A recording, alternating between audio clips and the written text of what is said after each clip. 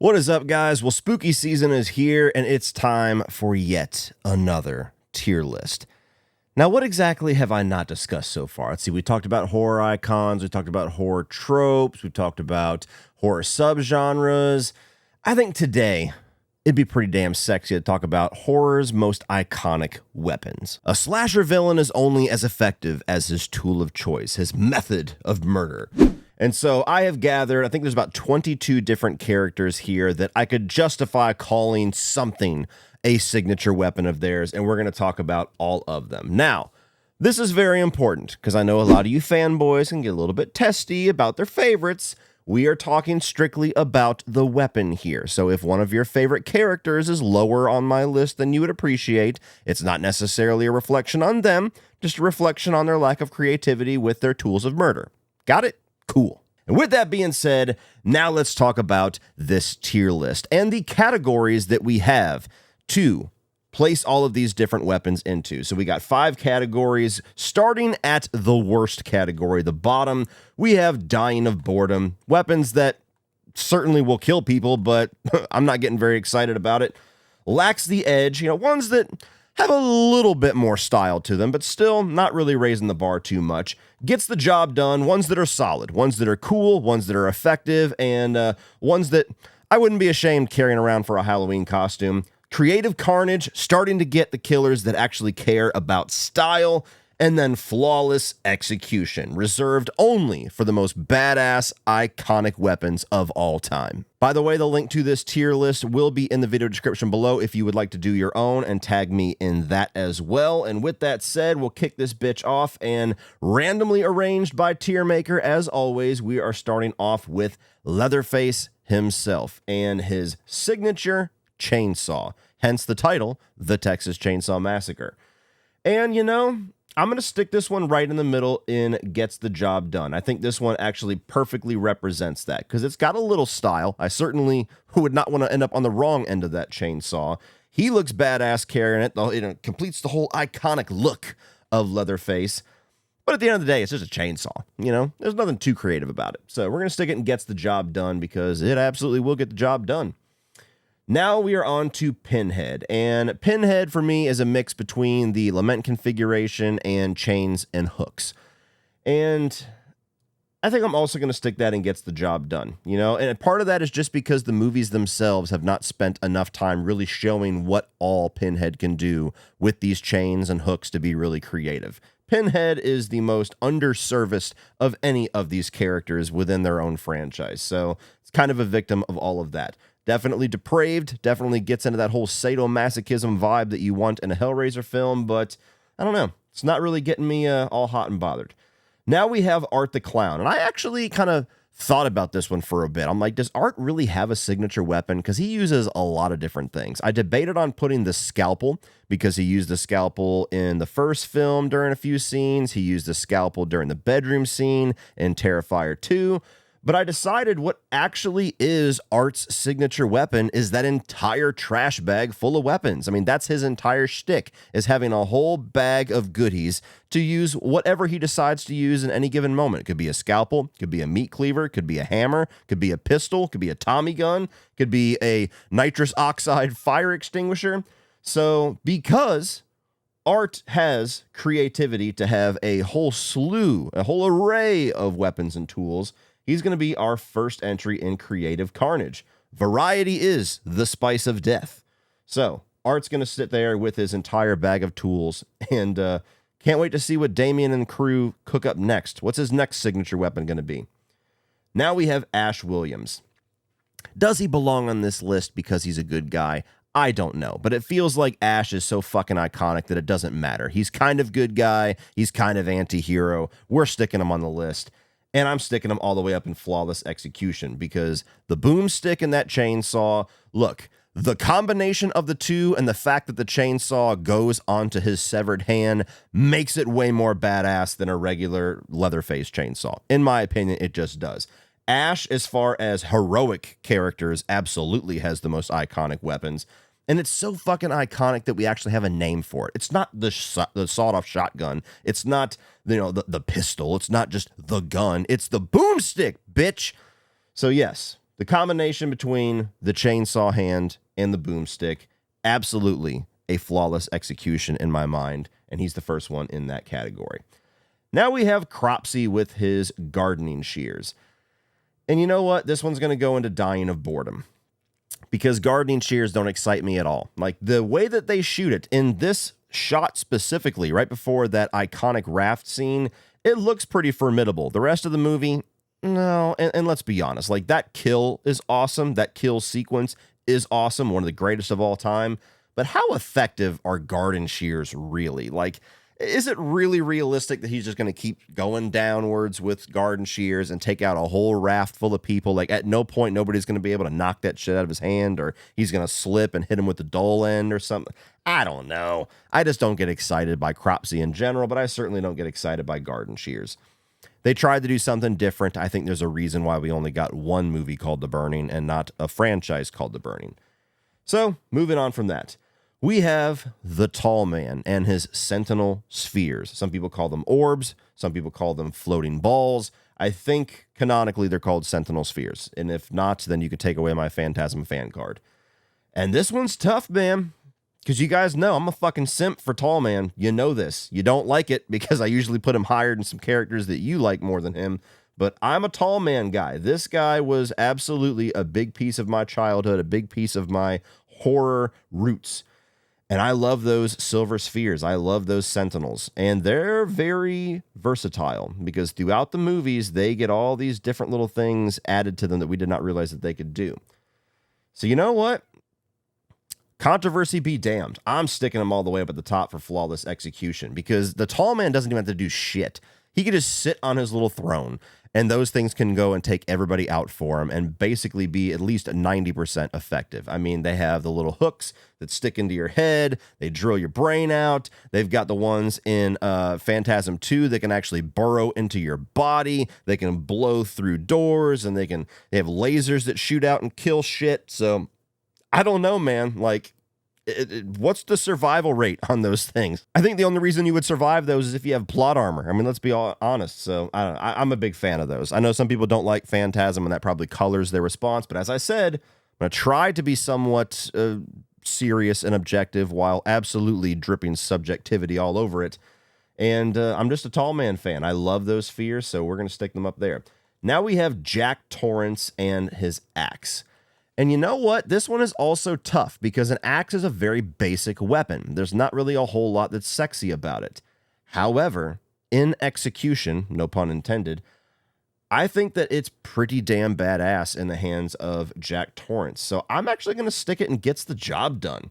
I don't know if I'm on an island with this, but when I think of an axe, I always think of The Shining. When I think of an axe as a weapon, no matter how many horror icons have used it, Jason has used it. I think Michael Myers has used it maybe once or twice. A few of these other characters certainly probably have at one point. And yet I always go back to Jack Torrance because of the way he chopped open that door, the here's Johnny, the image of him carrying the axe and grunting through the hedge maze, the way that he really only used it to kill one person, Dick Halloran, and yet it's still iconic. Something badass about that. So I'm going to stick it there. I feel good about that. Now we have, I believe the character's name is Russ from Slumber Party Massacre. Now, full disclosure, I have never seen a Slumber Party Massacre film. That's a good question for the comments down below. If you know my taste, do you think I would enjoy those films, or do you think I would not get it whatsoever? Because they seem pretty silly, but nonetheless, let me know. This guy carries around a power drill. And while there's a certain amount of ignorance in casting some kind of an opinion on a movie and a character and a weapon that I have not seen aside for some clips of how it is used, I'm sticking it in dying of boredom because a power drill does not seem like a very effective weapon to me. Like, obviously, if you're pinned to the ground, a power drill can do a lot of damage, but in a fight, when you're surrounded by other people, it just seems like one of the most wildly ineffective things that you could be doing. Like, if somebody comes at you with a drill bit, like, it's just gonna like slip off of you. If you've ever tried to use a drill bit on a piece of wood or anything, like, you gotta have some control on that bitch. Otherwise, it's going all over the place. It's not like a sharp knife. It's not like, you know, an axe or a chainsaw where you have to be just mildly accurate. You gotta really know what the fuck you're doing to hurt somebody or kill somebody with a power drill. So Inherently, I'm sure those movies are very silly. They seem very silly, so it works in the context of the film, I'm sure. But that's not a weapon that's really not really getting my my juices flowing at all. Now we have the GOAT, Freddy Krueger. And look, if anybody deserves to be in this category, it's Freddy Krueger because of that glove, that knived glove. I mean, that might be the most iconic horror icon weapon of all time. And I don't think that's my bias talking, because for those of you that may be watching me for the first time, hi, I'm a Nightmare on Elm Street horror, but I don't think that's my bias talking. I think that's just objectivity. I mean, is there a signature weapon on any of our most iconic characters that is more unique and badass and deadly and fucking cool than Freddy's glove? I don't think that there is. I really don't think that there is. It's effective. It's a part of his personality. It's an extension of his character. I mean, it's iconic in every sense of the word. So I really don't think I need to justify putting it that high. But to me, if I could only pick one weapon to go up into that category, if they only had room for one character, it would be Freddy and his glove, because the glove is just the shit. The glove plays. The glove plays. Now we have the fisherman and his hook, and yeah, I'm dying of boredom with this one. Now, again, like the fisherman as a character is never one of my favorites either. I like the first two I Know What You Did Last Summer movies just fine. You know, they're nostalgic for me, but just a basic fisherman's hook, effective, I guess, but nothing really all that cool about it. It fits his outfit, it fits the theme of what they're going for, but not anything that I'm going to write home about, certainly not going to remember very much about. Now we have Jason's machete, and I think I got to stick this one up and it gets the job done too. I mean, it's just a machete. It's more effective than a knife. It's more effective than an axe, I even think. So it's certainly one of the more, effective weapons, but it's just a machete.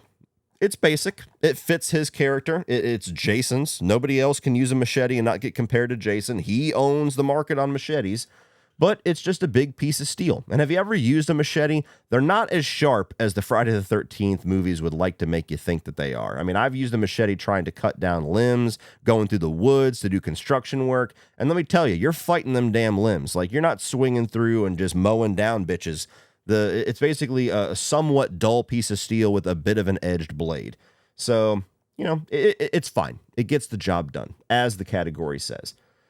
Now we have Annie Wilkes and her sledgehammer, which admittedly she only uses in one scene, but it's in a memorable enough scene where pretty much all the artwork with that character shows her with the sledgehammer. So it is her signature weapon. And I'm also going to stick this one in,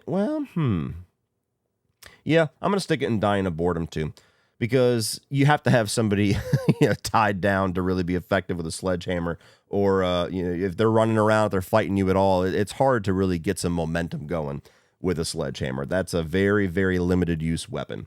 So not necessarily the most creative either, which, a number of these weapons are, admittedly. It's a little tough to rank. But aside from that one sequence with a man literally strapped to a bed, there's not a whole lot of excitement with that one. Oh boy, here we go. Start the tears. We have Michael Myers and his kitchen knife. And this is probably the one character of why I had to have my little PSA at the beginning about don't get your feelings hurt, because I'm not talking about Michael. Because let's be honest, guys. Let's be honest. Okay, let's turn the fanboy blinders off. Let's take off the rose-colored glasses. A basic kitchen knife is pretty fucking boring. So I'm going to stick it and lacks the edge, because I think that Michael brings some style to it. He certainly brings a little bit of versatility to it. We've gotten different styles of knives from Michael Myers. I just don't think for a signature weapon, it's all that exciting. I really don't. So as badass as Michael is, bow down to the GOAT. I know a lot of you guys have him at the top of the Mount Rushmore, and I get it. I just don't think the kitchen knife is all that exciting. And it's okay, because we're going to even up the odds right now. Now we have Chucky, who also, arguably, this is not really his signature weapon, but it is the only thing that you could even argue is his weapon. Like, he only used it in the first film. It's only in the graphics and the artwork for the first film. And every movie since, he's used a bunch of different things. You could say that Charles Lee Ray's signature weapon is, something to strangle people with. We don't see too much Charles Lee Ray. It's always Chucky, and he's pretty versatile with what he uses. But he does have that voodoo knife, the one from the first film. That's pretty iconic. but it's not that much better or any better at all than Michael Myers' knife. So we're going to stick it right there and lax the edge too. See, I can be fair. I got my boy right next to your boy. Okay. Can we agree? Can we agree that that was fair?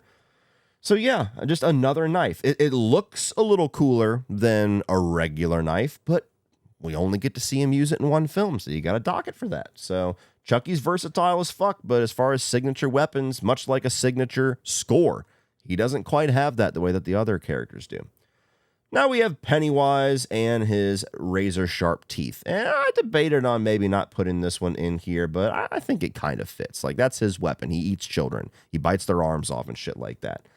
And you know what? For being at least unique among this list, I'm going to stick it and gets the job done. Because, yeah, those teeth are fucking things up. I mean, it's it's a bunch of teeth. Whether you're looking at the 1990 miniseries or the recent 2 films by Andy Muschietti, them teeth are doing some damage. They're definitely terrifying. And, you know, it's his deadlights in combination with his teeth is really his signature weapon. The way that he can put you in a trance, the way that he can manipulate you mentally and psychologically and then devour you whole. You know, he's a monster. He's a monster among men and a woman. But yeah, I think it's a unique enough approach that I'm going to stick it there in the middle. Now we have the Predator. And the Predator's got a lot of different technology. He's got the plasma caster. He's got the self-destruct weapon. He's got all his little medical tools. And I got to throw that up into Creative Carnage because you know what? We got different kinds of Predators too. We've got different ones in Predators, the movie. We've got Prey that goes for a little bit more of a primitive armor and technology set to be a little bit different and unique. And not only is it just a deadly set of weapons that isn't always fair. You know, you can hide in camo and you can use a tracking device to shoot me, motherfucker. That's a little bit of a cheat. But nonetheless, the Predator's badass. I think the look of it is badass for all the weapons. It's certainly iconic. Just that little laser reticle in and of itself is iconic to me. And it's creative as shit. So I got to throw him up here. Now we have the character from Slumber Party Massacre 2, which I guess is the same character. I had to kind of read the plot synopsis a little bit, at least the intro, but he's like revived as a greaser this time around. Again, I have never seen this movie. I did watch a couple of clips to see how the weapon was used, but this is an electric guitar that has been retrofitted with a gigantic drill bit. And functionality be damned, that's cool as fuck. So we're going to throw that up into Creative Carnage. Maybe that's going to be the hot take of this list, throwing up a character that I don't even know the fucking name of, way above a lot of these other icons. But an electric guitar drill weapon? Hell yes. I mean, if you're going to have this little basic bitch weapon that has absolutely no functionality and is not going to be very deadly at all, at least do with some fucking style. So I think that's a major upgrade. I don't know how much better that movie is or how much more well-regarded it is to the first film. Again, give me all the context down below, but just the image of that makes me want to watch it. Like, if I saw that cover in Blockbuster when I was a kid, that bitch was going home with me. So that's pretty fucking awesome. You know, maybe I'm biased because I'm a heavy metal guy and a horror guy, but that's fucking cool. Now we have Jigsaw's traps, and there is a lot of variety in these. A lot of variety. Now, you also have the people that are going to debate, are these all Jigsaws? Because some of them are Hoffmans and some of them are Amandas. And, let's just try to keep it simple here. Jigsaw's weapons as an umbrella, as an overall category. And I'm going to stick it up into Creative Carnage. I don't think it's quite flawless execution for many different reasons. Some traps are better than others. Some are more iconic than others. You got the reverse bear trap. You got the Venus fly trap. You've got the rack. There's a number of traps that absolutely will stick in your mind and you think of when you think of the Saw franchise. But there's a lot of disposable ones too. But much like with Art the Clown, variety is the spice of death. So the fact that we have 100 or something of these different traps among these 10 films to talk about, that's pretty awesome. Maybe it's not 100. Maybe it's closer to like 70 or something. It feels like a fucking lot, though. But that's pretty damn creative. Now we have Candyman. And this is interesting because we have already had a character with a hook. But there's a bit of a difference here because Candyman also has bees. And Candyman's hook is not just a basic fisherman's hook that he carries around. This is a man that has had his hand severed and had a hook shoved inside of the stump. It is now literally a part of his body. And that's fucking gnarly. So that's going right up into creative carnage as well. Because if you're going to take a basic weapon, at least make it more horrifying by the way that it's a part of this horror icon. So Candyman, the way that he utilizes that hook, the groin to gullet, and the bees, and all the other elements that he has, that's an arsenal that I would not want to fuck with. So he's going to be sitting right there, sitting pretty with Art and Predator and Dude from Slumber Party Massacre 2. Now we have the Collector, and, you know, the Collector is kind of like Jigsaw light to a certain degree. The character certainly has different things going for him, but for those that don't know, the Collector was originally conceived as a prequel to Saw, just never actually went that way. And I'm a big fan of the franchise, but it's very similar to Saw, where his weapon of choice are traps. And so I feel like I have to stick it up with creative carnage as well. He has not had as much of a run as Jigsaw. He is not nearly as iconic or as celebrated as Jigsaw, but his traps are equally as gruesome and as gnarly. I mean, he mows down an entire nightclub of people with like a lawnmower device in the beginning of the collection. Like, that's some pretty sick, twisted shit. So, yep, the Collector is absolutely a creative son of a bitch. We're throwing him up there. Now we have Harry Warden, I believe is his name. Not the biggest My Bloody Valentine fan, if that's not obvious. So we have a pickaxe. And, you know, this one, I think, I actually like it a little bit more than the others. So I'm going to stick it in Lax the Edge. I think it's got a bit more of a deadly look to it than some of the ones at the bottom. You know, it's a rung below an axe, like with Jack Torrance. So I'm comfortable sticking it there. You know, a pickaxe can do a lot of damage, just like with an axe, just like with a machete. If you use it right, it fits his outfit. It's definitely got an iconic look about it. And, you know, he's a character that, again, owns that tool. The same way that Jason owns the machete. No other killer can use a machete without feeling like they're ripping off Jason. Nobody can use a pickaxe without feeling like they're ripping off Harry Warden. So we're sticking him there. And finally, rounding everything out, we have Mother, also known as Norman Bates. Just a basic kitchen knife. And I think I got to throw that in Dying of Boredom, because while there is a basic kitchen knife one rung above it, I think the way that Michael uses it has a lot more style and a lot more versatility, and it feels more like an extension of Michael more than a kitchen knife feels like an extension of Norman Bates. Of course, you got the classic shower scene. You got a few other things like in Psycho 2, which most of those kills aren't Norman Bates anyway, so I don't know if that's even worth giving him credit for. But of the basic kitchen knife killers, I think that one is the least exciting. That one's the least interesting to me. So, yeah, I'm comfortable sticking it there. Well, guys, when you make enough content like I have, sometimes your brain just starts to short circuit. You get your mind on the editing, you get your mind on everything else, and you make absolutely unforgivable mistakes. And I very nearly made one in this tier list. I almost forgot Ghostface. So, yes, you're looking at a screen recording now of me adding in Mr. Ghostface here and Mrs. Ghostface. I mean, let's be honest. Got to have some equal opportunity there. And, I think because so many killers just use a regular basic knife that I was just starting to bleed them all together. Nonetheless, though, we're going to include Ghostface here at the end to make sure that all is right with the world. That would have been a ridiculous comment section. Where's Ghostface? Well, he's right here. All right, so we have Ghostface.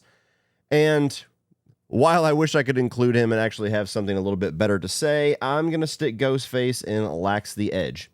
You know, I still think that the knife just alone is kind of a boring weapon. It's the most basic slasher weapon you could have. There's something that's a little bit unique about the shape of Ghostface knife. It's not just a typical kitchen knife. It's almost like a hunting knife or something. And beyond that, he pretty much exclusively uses this thing. Of course, there's a few other ways that people have been killed in the Scream franchise, but pretty much every Ghostface killer utilizes the same exact knife. They're nothing if not consistent. And much like with Michael Myers, I think that, you know, Ghostface adds a little bit of style to it just because he finds a lot of versatility there. I wish there was more versatility. You know, that's one of the biggest criticisms I have of the Scream franchise is there's not enough versatility in the carnage, but nonetheless, you use the shit out of a knife, you're going to find a lot of different ways to use it. So, glad that I caught that in the editing. Glad that I didn't put this video out and find out within minutes that I had made a gigantic error. So now, we are looking at the final tier list right here. So this is the final one. This is all of my placements. I feel good about all of them, but let me know what you guys think. What do you think of my placements? And let me know your placements by using the link in the video description to make your own version of this tier list. And be sure to post it on social media, tag me in it anywhere, Instagram, Twitter, so that we can compare and contrast and tell each other we're wrong. Well, that's it for this one, guys. If you enjoyed that, click over here for all of my 2024 new release reviews. I'm also going to put a playlist up here of all of my other tier lists, quite a variety of them up here if you enjoy these types of videos. Like, share, hit that subscribe button so you don't miss everything in the future. And as always, remember, opinions are like assholes, but that doesn't mean you have to be.